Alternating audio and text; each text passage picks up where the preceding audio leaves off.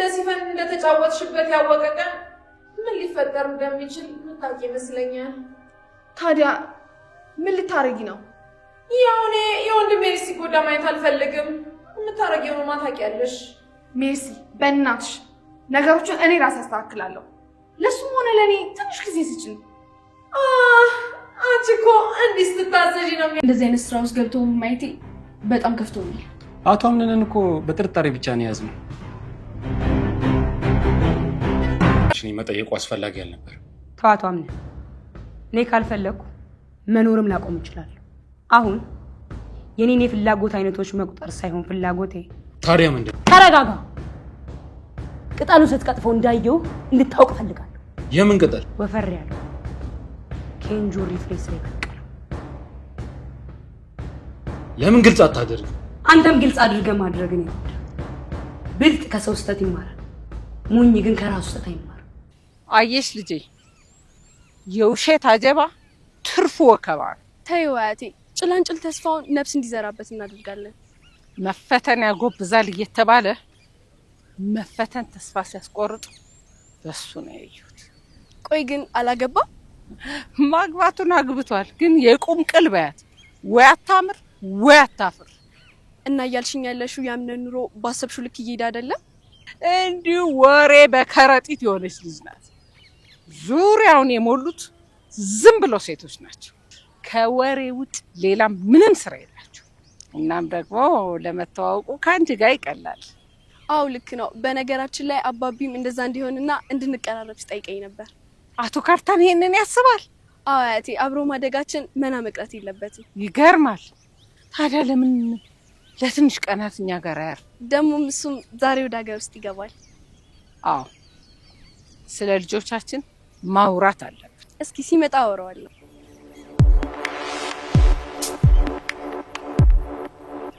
አቶ አምነን በአንተ ጉዳይ ባጠናው ጥናት የዋህ ሰው እንደሆንክ ይሰማኛል። ሜልክ እኔን ነው የምታውቂው። አንተ ደግሞ ልትታሰር ገብተህ እንደ መርማሪ ማውራት ትንሽ አይከብድም? ለምን የጠየኩሽን አመልሽልኝ? ሁሉም ጥያቄዎች እኮ መልስ የላቸው። የት ነው የምታውቂኝ? እሺ እባክህ አምነን ዝም ሲል ጭራሽ በፈለክበት ሰዓት እየገባ በፈለክበት ሰዓት መውጣት ጀመር። የኔ መውጣትና መግባት ምን አገናኙ ከአቶ አምነን ጋር? የጠላቱ ወዳጅ መሆንን ረሳ እንዴ? አረሰው። ግን ወዳጅ ሁሉንም ነገር ሊያውቅ አይችልም። ያን ደግሞ አቶ አምነን ተቀብሎታል አይደል? ለመሆኑ አቶ አምነን ተመለሰ? እንዴት ሆነ የደበ ጉዳይ? የምን ጉዳይ? አላወቅሽም መሰለኝ። ለነገሩ አንቺ እንዳለሽ እኮ አይቆጠርም። ባልሽ በፖሊሶች ተይዞ ለምርመራ መሄዱን አታውቂ? ምን አድርጎ? ወይኔ ጉዴ! እሱን አንቺን ነበር ልጠይቅሽ የሚገባው። ቆይ ማን ነገረ? ወይዘሮ ሲኒ።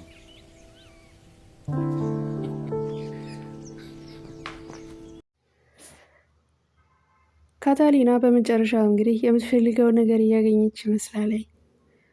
አምነን ብዙም እንዲያወራ እድል አልሰጠችውም። ግራ በመጋባት ስሜቷን ሊጠብቅላት ቢሞክርም ነገር ግን እሷ ደግሞ የምትፈልጋቸው ነገሮች ካከናወነች በኋላ ወዲያውኑ እዛ ቤት ለቃ ልትወጣ ስትል እንግዲህ ቃልን ትመለከተዋለች። ቃልም ከአያት በኋላ በአግርሞት ከታች ወደ ታች እያየ እንግዲህ ምንም አይነት ምላሽ ሳይሰጣት እሷም ወደ እሱ በመቅረብ እንዳልተጎዳ ተስፋ አደርጋለሁ፣ በቅርቡም ይሻላል በማለት ትከሻውን ነክተው ጥላው ትሄዳለች። ባለበት እሱም ደርቆ ይቀራል ማለት ነው።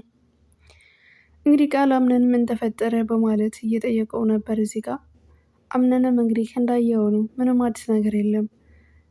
አዎ ልጅቷ በእርግጥ ደረቅ ነገር ናት በማለት እንግዲህ ቃል የሚመልስለታል። አምነንም እንግዲህ የቻልኩትን ላውጣጣት ሞክሬ ነበረ፣ ግን ደግሞ በጣም የደረቀች ሴት ናት፣ ቀን ይፈታዋል ሁሉንም ነገር በማለት ወደ ራሱ ሀሳብ ሲመለስ ቤተሰቦቹን ሰብሰብ አድርጎ ጥያቄ የሚጠይቃቸው እንዳለ ይነግራቸዋል። እነሱም እንግዲህ አንዳቸውም ጥሩ ምላሽ አልመለሱለትም። አያትየው ግን እዚህ ጋር እየጠየቀ ያለው ነገር አግባብ እንዳልሆነና ማናችንም ብንሆንም ደግሞ ተባባሪ ነን ብለን ራሳችን ልናጋልጥ አንችልም በማለት መልስለታለች። አምነን ልጄ በአምላኬና በፈጣሪህ ንጹሕ ልብ ይዘህ ጠንካራ ሆነህ የምትፋለምበት ጊዜ አሁን ላይ ነው ትለዋለች። ሁላችሁም የማትተባበሩ ከሆነ መልካም፣ እዚህ ያላችሁት ቀሪ ቤተሰቦቻቼ እናንተ ብቻ ናችሁ።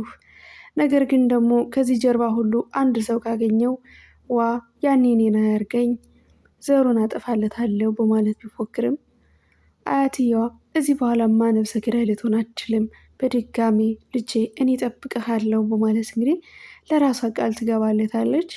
አምነንም በሚያካሄደው እርምጃ ማንኛውም ነገር ተጠያቂ እንዳልሆነ ይናገራል ማለት ነው። ታዲያ እንግዲህ ወይዘሮ መርሲም በውስጧ እንግዲህ እያሳለፈችው ነገር እና እያደረገች ያለችው ነገር ነገ ቀጣይ ተረኛ ሁላችንም ብንሆን ክፉ ከሰራን እውነት ደግሞ ተደብቆ ስለማይቀር ይወጣል፣ ይጋለጣል። ይልቁንስ አሁን መናገር ያለበት ሰው ቢናገር መልካም ነው በማለት ቃሏን ታወጣለች ማለት ነው።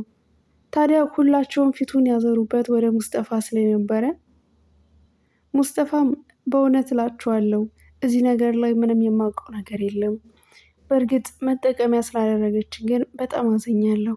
አቶ አምነንም እንደ ቤተሰብ አምነን ስለቆጠርከኝም በጣም አመሰግናለሁ በማለት ለቤተሰቡ እንግዲህ ምግባቸውን ቆንጆ በሆነ ሰዓት እንደሚያሳልፉ ስትናገር አያትየዋ አምነንም ችግር የለውም ሙስጠፋ አምነሃለሁ በማለት እንግዲህ አያትየዋ ምንም እንኳን ባይዋጥላትም ነገሩን ደግሞ ለማጣራት ስትል ትዕግስት እንደሚያስፈልጋት እየተናገረች ነበር ለራሷ ማለት ነው።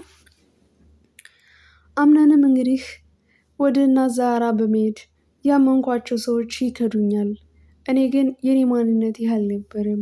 በዙሪያ ያሉ ሰዎች ታውቂያለሽ እናቴ ከዳችኝ እኮ ሲፈን በማለት እንግዲህ ወደዚህ ቤት የመጣችው ለሚስትነት ምርጫ አልነበረም። የራሷ ዓላማና ተልእኮ ነበራት። ምና ያኔ ባልመረጥኳት እያለ እየተጸጸተ ለእናት ዛራ ይነግራታል። እናት ዛራም ስትሰማ እንግዲህ የምታውቀው ነገር ግን እንዳለ ግልጽ ነው። ምክንያቱም እናት ዛራ የደነገጠችበት ምክንያት የድፍኒ ልጅ ናት ሲላት በጣም ነው የደነገጠችው። ምናልባት ይቺ ድፍኒ የተባለችዋ ሴት ከእናት ዛራ ጋር ግንኙነት ይኖራት ይሆን ወይስ ደግሞ ከዚህ ቀደም የስራ ግንኙነት ኖሯቸው ሰው መቼ የማይገናኝበት የለምና በእርግጠኝነት የሚተዋወቁ ይመስላል። አያትየው እዚህ ጋር ተኝታ እያሰበች ነው እየተፈጠረ ያለውን ነገር። ልጄን እዚህ ጭንቀት እንዴት ነው የማወጣው? ነፍሰ ገዳይ ሆነ እኮ ሳላቀው። አሁን ደግሞ አንድም ነገር እሱ ሳያገኝ እኔ ማግኘት አለብኝ በማለት እንግዲህ ለራሷ ህልም እያለመች እንመለከታታለን። አምነን ራሱን በመጠጥ ደብቆ ከራሱ ጋር እያሳልፋቸው ነገሮች እና ወዳጅ መስለው ደግሞ ቀርበው የነበሩ ሰዎች አሁን ላይ እንደከዱት ምን ያክል ሊያውጣጡት እንደሞከሩ እያሰበ ወደኋላ ያሳልፋቸውን ቀናቶች እንመለከታለን። ታዲያ ሳያሰበው ከጀርባ እንግዲህ ፔሊን ትመጣለች። ፔሊን ለምንድን ነው መጠጥ ያስከው በዚህ ሰዓት እኩለ ሌሊት ከሆኗል ስትለው በጣም ይደናገጥና ከራሴ ጋር ስለሚያስፈልገኝ ብቻ ነው፣ አንቺ ግን ለምን አልተኛሽም ይላታል። እሷም ንጹህ አየር መፈለግ እንደምትችልና ያለበትን ነገር ደግሞ ለማረጋጋት እየሞከረች እንመለከታታለን። መጨረሻ ላይ እንግዲህ አምነን አንቺን ሳይሽ ውስጤ ሰላም ይሰማኛል፣ ለምን እንዲህ አናደርግም፣ ለምን አንጠፋም አብረን እያለ ጥያቄ ያቀርብላታል። ፔሊንም ለምን ደስ እንደሚልህ ራስህ ታውቃለህ። በነገራችን ላይ እኔም አንተን ሳይ በጣም ነው ደስ የሚለኝ፣ ከሌሎች ሰዎች አንተ ለየት ትላለህ በማለት እንግዲህ እየገለጸችለት ነበረ። ልንጠፋ ደግሞ አንችልም፣ አንተ የራስህ ኃላፊነት ቤተሰቦች አሉህ፣ የጀመርካቸው ነገሮች ደግሞ ሜዳ ላይ መቅረት የለባቸውም። አየህ ታግለ ማሸነፍ አለብህ፣ ለሁሉም ትዕግስት ያስፈልጋል እያለችው እንግዲህ ከጎን ሆና እያበረታታችው አምነንም ሞራል ሆኖት ነበረ። እንግዲህ ሀገራማን ብሎ በተቀመጠበትና ራሱን ለማዳመጥ ሲሞክር ከአያቱ ጋር ይሄዳለኝ። አያቱም እንግዲህ እየተፈጠረ ያለው ነገር ወደኋላ በርታ ብለህ መታገል አለብህ፣ አይዞህ እኔ እናትህ መቼም ቢሆን አልተውህም፣ ከጎኔ እኮ ነው ያለው እያለችው እንግዲህ እያበረታታቸው ሳለ እንግዲህ ወደ ውጭ ይወጣል ማለት ነው። አምነን ያልጠበቀው ነገር ቢኖር እንግዲህ ፖሊሶች መጥተው ለቃለ መጠይቅ እንደሚያስፈልጉት ሲነግሩት በጣም ይደናገጣልኝ። ምክንያቱም ለምንድን ነው የፈለጋችሁኝ ብሎ ሲጠይቀው እንግዲህ የመጀመሪያ ተጠርጣሪ ሆነህ ወደ አንተ መጥተናል፣ አቶ ሜሌክ ከጠፋፋ ሰንብቷል። ይሄ ደግሞ ተጠያቂ የሚያደርገው የመጀመሪያ ሰው አንተ ነህ፣ ምክንያቱም የስራ ባልደረባህ ነው እያሉት እንግዲህ ነበረ። አምነንም ታዲያ መጥፋቱ ለእኔ ምንድን ነው መደወል እኮ ትችላላችሁ ለራሱ ሲሉት ስልክ አያነሳም ይላቸዋል ማለት ነው። ከዛም እንግዲህ ወደ ፖሊስ ጣቢያ ይሄዳል ማለት ነው። ግን አምነን ያልጠበቀው ነገር ያቺ ካታሊና የተባለችዋ ሴት ማነች፣ ምንድነች የሚለው የውስጡ ጥያቄ ፈጥሮበት ነበረ። ምክንያቱም እዛ ጋር ከሄደ በኋላ ቃለ መጠየቅ እያደረገች ይመስል እንግዲህ በጥየቃም ይሆን ወይ ደግሞ የማወቅ ያለባት ነገር ለማወቅ ተከትላ የገባች ይመስላል ባይታወቅም እንግዲህ ነገር ግን አክቷና ነገር ስራ እንደ ፖሊስ ነበረ። አምነን መጠየቅ እንደማይችል ነገር ግን ደግሞ የምትጠይቀውን ጥያቄዎች በሙሉ መልስ እንዲሰጣት ትፈልጋለች ማለት ነው። አምነንም ግዴታዬ እንዳልሆነ ቢነግራትም ነገር ግን ደግሞ እሷ እስካለች ድረስ ሁሉ ነገር ማድረግ እንደሚችል ታስጠይቀዋለች ማለት ነው። ከዛ እሱ ምንም አማራጭ የለውም። በድንጋጤ እንግዲህ እኔን የት ነው የምታውቂኝ? አቶ ሜሌክንስ ለምንድን ነው በዚህ ላይ የተከታተልሽው? ቆይ ማናችሁ? ከጀርባዬ ምንድን እየተካሄደ ነው ብሎ ይጠይቃታል። ምንም አይነት ጥያቄ እንዳትጠይቅ፣ ሁሉም ጥያቄዎች መልስ የላቸውም በማለት ትዘጋበታለች እና በዚህም በጣም ይናደር ነበረ። በሌላ በኩል እንግዲህ ሀያትየዋ አቶ አምነንን እስር ቤት ለደቂቃ መቆየት እንደማይችል ስታቅ ሰው ቀጥራ እንግዲህ እሱን ነፃ ለማድረግ በገንዘብ እየደለለች ነበረ።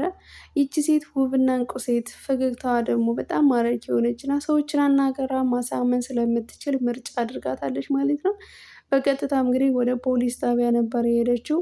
ከፖሊስ ጣቢያም እንግዲህ ከሄደች በኋላ አምነንም በዚህ ልክ አገኘዋለሁ በእርግጥ አልጠበቅኩም ነበረ፣ ነገር ግን ደግሞ የሆነው ሆነ በማለት እንግዲህ ፖሊሱም ደግሞ ስለሚያውቃትና የአባቷም ደንበኛ ስለሆነ በጉቦ ልታስፈተው ገንዘብ ወደ ፖሊሱ ታቀርብለታለች ማለት ነው። ይህን ጊዜ ፖሊሱ ደግሞ ገንዘቡን ይቀበላታል ወይስ ደግሞ በሀቁ ለእውነት ይቆማል የሚለውን በቀጣይ እናያለን። ሰላም እንዴት ናችሁ? ለዚህ ቻናል አዲስ ከሆናችሁ ሰብስክራይብ፣ ላይክ እያደረጋችሁ